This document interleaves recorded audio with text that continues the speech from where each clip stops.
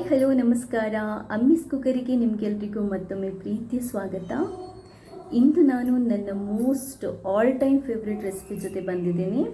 ಇದು ಕರಾವಳಿಗರ all time favourite ಕೂಡ ಹೌದು. ಅದೇನು ಅಂತಂದರೆ ನೀರು ದೋಸೆ ಮತ್ತು ಕಾಯಿ ಚಟ್ನಿ.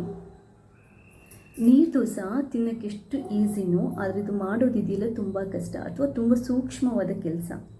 ಏನಕ್ಕಂತಂದರೆ ಹಿಟ್ಟನ್ನು ನೈಸಾಗಿ ಕಲಿಸ್ಬಿಟ್ಟು ಅದನ್ನ ಹದ ಮಾಡ್ಕೊಳ್ಳೋದಿದೆಯಲ್ಲ, ಅಲ್ಲೇ ತುಂಬ ಜನ ಫೇಲ್ ಆಗೋದು. ಆದರೆ ನನ್ನ ಇವತ್ತಿನ ವಿಡಿಯೋದಲ್ಲಿ ಈ ಸ್ಟೆಪ್ಪನ್ನು ಹೇಗೆ ತುಂಬ ಈಸಿಯಾಗಿ ಮಾಡ್ಬೋದು, ಹಾಗೆ ರುಚಿ ರುಚಿಯಾದ ನೀರು ದೋಸೆನ ಹೇಗೆ ಸುಲಭವಾಗಿ ರೆಡಿ ಮಾಡ್ಕೋಬಹುದು ಅನ್ನೋದನ್ನು ನಾನು ಹೇಳ್ಕೊಡ್ತೇನೆ. ಅದರ ಜೊತೆಗೆ ನೀರು ದೋಸೆಗೆ ಒಂದು ಸೂಪರ್ ಆಗಿರುವಂಥ ಕಾಯಿ ಚಟ್ನಿ ಕೂಡ ಹೇಗೆ ಪ್ರಿಪೇರ್ ಮಾಡೋದು ಅಂತ ಹೇಳ್ಕೊಡ್ತೀನಿ. ನನ್ನ ವಿಡಿಯೋನ ಕಡೆ ತನಕ ನೋಡಿ, ನನ್ನ ಈ ಪ್ರಯತ್ನನ ಸಪೋರ್ಟ್ ಮಾಡಿ, ಹಾಗೆ ನನ್ನ ವಿಡಿಯೋ ಬಗ್ಗೆ ನಿಮ್ಮ ಅನಿಸಿಕೆಗಳನ್ನು ಕೂಡ ನನಗೆ ತಿಳಿಸಿ. ಧನ್ಯವಾದಗಳು. ಬನ್ನಿ ಹಾಗಾದರೆ ಎಲ್ಲರ ಫೇವ್ರೇಟ್ ನೀರು ದೋಸೆಯನ್ನು ಹೇಗೆ ಮಾಡೋದು, ಈಸಿಯಾಗಿ ಹೇಗೆ ಮಾಡೋದು ಅಂತ ನೋಡ್ಕೊಂಬರೋಣ. ನಾನಿಲ್ಲಿ ನೀರು ದೋಸೆ ಮಾಡೋಕ್ಕಿಂತ ಮುಂಚೆ ಚಟ್ನಿನ ಮಾಡ್ತಾ ಇದ್ದೇನೆ. ಮೊದಲೊಂದು ಚಟ್ನಿ ಕಡೆಯುವಂಥ ಮಿಕ್ಸಿ ಜಾರ್ನ ತಗೊಳ್ಳಿ. 3-4 ಹಸಿಮೆಣಸಿನ್ಕಾಯಿ ಹಾಕೋಬೋದು. ಆಮೇಲೆ ನಾನು ಇಲ್ಲಿ ಒಂದು ಅರ್ಧದಷ್ಟು ಆನಿಯನ್ ಹಾಕ್ಕೊಂಡಿದ್ದೀನಿ. ನೀವು ಬೇಕಿದ್ರೆ ಹಾಕ್ಬೋದು ಅಥವಾ ಇಲ್ಲದಿದ್ದರೆ ಸ್ಟೆಪ್ಪನ್ನು ಸ್ಕಿಪ್ ಮಾಡಿ. ಒಂದು ಸ್ವಲ್ಪ ಹುಣಸೆ ಹಣ್ಣು, 1 ಕಪ್ಪಷ್ಟು ಕಾಯಿ ತುರಿ. ಇದು ಕಾಯಿ ತುರಿ ಚಟ್ನಿ. ನೀರು ದೋಸೆಗೆ ಕಾಯಿ ತುರಿ ಚಟ್ನಿನೇ ಸೂಪರ್ ಆಗಿರುತ್ತೆ. ಸೊ ಕಾಯಿ ತುರಿ ಚಟ್ನಿ ಮಾಡ್ತಾಯಿದ್ದೀನಿ. 1 ಕಪ್ಪಷ್ಟು ಕಾಯಿ ತುರಿ ತಗೊಂಡಿದ್ದೀನಿ. 1/4 ಚಮಚದಷ್ಟು, ಅಂದರೆ ನಿಮಗೆ ಎಷ್ಟು ರುಚಿಗೆ ಬೇಕು ಅಷ್ಟು ಉಪ್ಪನ್ನು ನೀವು ಹಾಕೋಬಹುದು.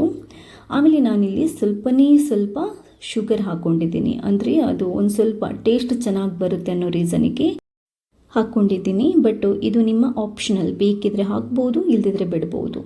ಆಮೇಲೆ 1/4 ಕಪ್ಪಷ್ಟು ನೀರು ಹಾಕ್ಕೊಂಡು ನಾವು ಚೆನ್ನಾಗಿ ಮೊದಲು ಗ್ರೈಂಡ್ ಮಾಡಬೇಕು.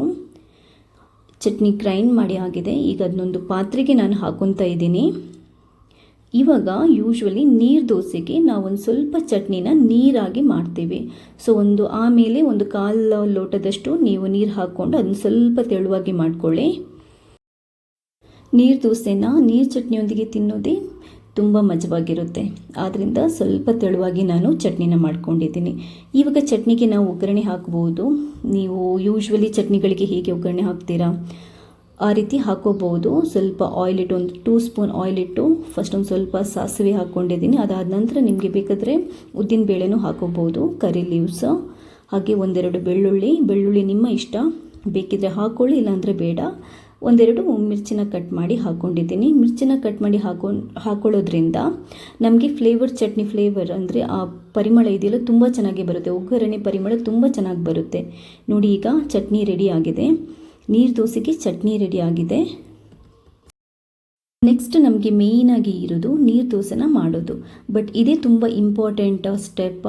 ಇದನ್ನ ನೀವು ತುಂಬ ಸೂಕ್ಷ್ಮವಾಗಿ ಮಾಡಬೇಕಾಗುತ್ತೆ. ಯಾಕಂತಂದರೆ ನೀರು ದೋಸೆ ಮಾಡುವಾಗ ನಾವು ಹಿಟ್ಟನ್ನು ಸ್ವಲ್ಪ ಹೆಚ್ಚು ಕಮ್ಮಿ ಕಲಸಿದ್ರು ರುಬ್ಬಿದ್ರು ನೀರು ದೋಸೆ ಹೆಚ್ಚು ಕಮ್ಮಿ ಆಗುತ್ತೆ.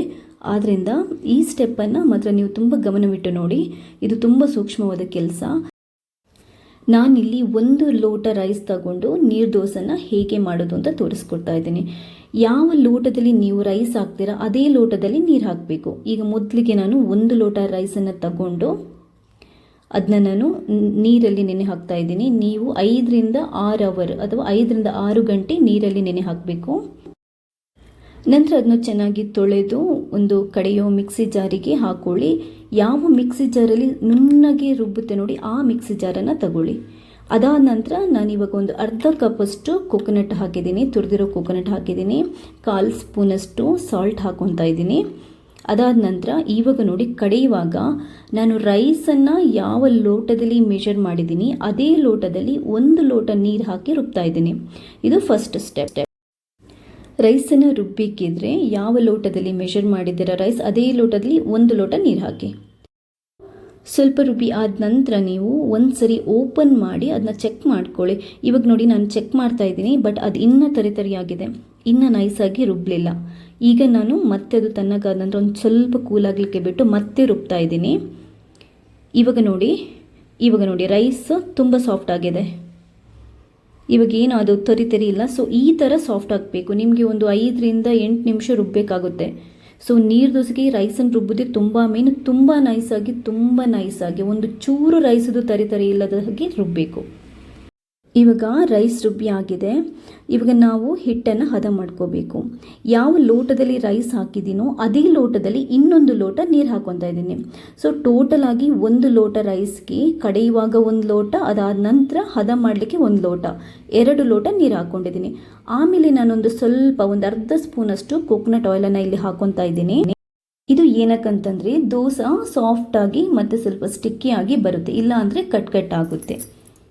ನೆಕ್ಸ್ಟ್ ಸ್ಟೆಪ್ ಇರೋದು ನೀರು ದೋಸೆ ಮಾಡೋದು. ನೀವೊಂದು ಕಾವಲಿನ ತಗೊಳ್ಳಿ. ಕಾವಲಿನ ತಗೊಂಡು ಅದಕ್ಕೊಂದು ಸ್ವಲ್ಪ ಕೋಕೋನಟ್ ಆಯಿಲ್, ಅಥವಾ ನೀವು ನಾನ್ ಸ್ಟಿಕ್ ಆದರೆ ಆಯಿಲ್ ಹಾಕೋ ಅವಶ್ಯಕತೆ ಇಲ್ಲ. ಬಟ್ ನಾನಿಲ್ಲಿ ಕಬ್ಬಿಣದ ಕಾವಲಿ, ತುಂಬ ಓಲ್ಡ್ ಇರುವಂಥ ಕಬ್ಬಿಣದ ಕಾವಲಿಯನ್ನು ತಗೊಂಡಿದ್ದೀನಿ. ಇದನ್ನ 10 ವರ್ಷದಿಂದ ಯೂಸ್ ಮಾಡ್ತಾ ಇದ್ದೀನಿ. ಇದಕ್ಕೆ ಕೋಕೋನಟ್ ಆಯಿಲನ್ನು ಹಚ್ಚಿಟ್ಟ ಆನಿಯನಲ್ಲಿ ಹಚ್ಕೊಳ್ತಾ ಇದ್ದೀನಿ. ಯಾಕಂತಂದರೆ ಅದರ ಫ್ಲೇವರ್ ನನಗೆ ತುಂಬ ಇಷ್ಟ. ಆಮೇಲೆ ನಿಧಾನಕ್ಕೆ ಒಂದು ಸೌಟಲ್ಲಿ ಒಂದು ಸೌಟ್ ಹಿಟ್ಟು ತಗೊಂಡು ನೀವು ದೋಸೆ ಪ್ಯಾನ್ ಮೇಲೆ ಹಾಕಿ ಸ್ವಲ್ಪ ಆ ಕಡೆ ಈ ಕಡೆ ಮಾಡಿ. ಇನ್ನೊಂದು ನೆನ್ಪಿಟ್ಕೊಳ್ಳಿ, ದೋಸೆ ಮಾಡುವಾಗ ಉರಿ ಮಾತ್ರ ಮೀಡಿಯಮ್ ಫ್ಲೇಮಲ್ಲೇ ಇಟ್ಕೋಬೇಕು. ಇವಾಗ ನೀವು ಅದನ್ನ ಮುಚ್ಚಿಟ್ಟು 30 ಸೆಕೆಂಡ್ಸು ಬೇಡ, ಓಪನ್ ಮಾಡಿ ನೋಡಿ.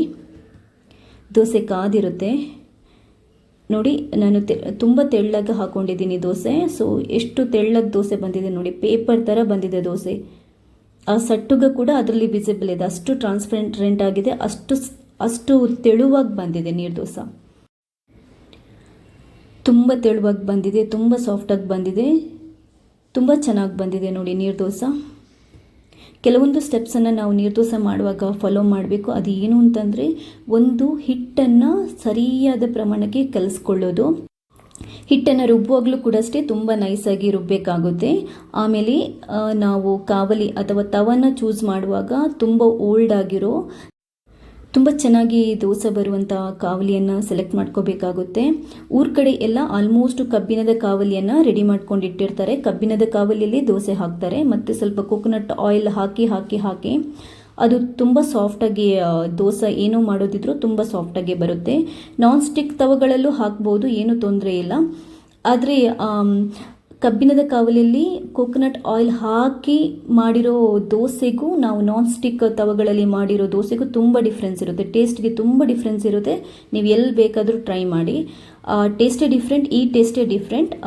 ಕಬ್ಬಿಣದ ಕಾವಲಿಯಲ್ಲಿ ಕೋಕೋನಟ್ ಆಯಿಲ್ ಹಾಕಿ ಮಾಡಿರೋ ನೀರು ದೋಸೆನೇ ಸೂಪರ್ ಆಗಿರುತ್ತೆ. ನೀವು ಎಲ್ಲಿ ಬೇಕಾದರೂ ತಿಂದು ನೋಡಿ, ಟ್ರೈ ಮಾಡಿ ನೋಡಿ. ಸೊ ಆದ್ದರಿಂದ ಕಬ್ಬಿಣ ಕಾವಲಿಯನ್ನು ಯೂಸ್ ಮಾಡೋದು ತುಂಬ ಒಳ್ಳೆಯದು ಅಂತ ಹೇಳಿ. ಒಂದ್ಸರಿ ನಾನು ಹೇಳಿದ ರೀತಿಯಲ್ಲಿ ನೀರು ದೋಸೆನ ಟ್ರೈ ಮಾಡಿ ನೋಡಿ. ಆಮೇಲೆ ನಿಮ್ಗೆ ಏನಾದರೂ ಡೌಟ್ ಇದ್ದರೆ ನನಗೆ ನಿಮ್ಮ ಅನಿಸಿಕೆಗಳನ್ನು ತಿಳಿಸ್ಬೋದು, ಅಥವಾ ನನಗೆ ಇನ್ಬಾಕ್ಸ್ ಕೂಡ ಮಾಡ್ಬೋದು.